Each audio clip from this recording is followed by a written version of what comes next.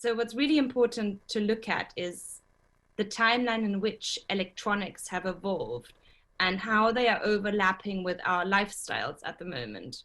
So we had the first computer that has been invented, that was, the first personal computer in the 70s, the first mobile phone, the first smartphone in the early 2000s with kind of Palm Pilots and other devices.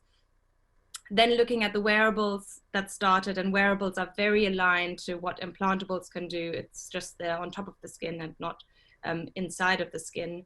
Then the Internet of Things, where all of us have more than one device per person, which means our devices are more prominent than we are, which means that we can utilize them to aid ourselves in the world and to connect them. And that obviously looking very much into the optimized self movement. So what is the optimized self movement and why is it important here? The optimized self movement is really us as individuals trying to be the best version of ourselves. So how can we, live longer? How can we be more effective at work? How can we sleep optimally? How can we use our time on this world in the most effective? And I think we're all aware that the big trend between, counting our steps has really come to the forefront. So, 60 to 80-year-olds are quite familiar with this as well, where they want to know how many steps they walk, but also the young are very interested in, what's my pulse? How does that affect my lifestyle? And how can I optimize my lifestyle? What happens if I drink 2 glasses of wine compared to no wine at all? And how can I make this work for myself to be more effective? And this is the optimized self movement. It's coming very prominent right now in the world.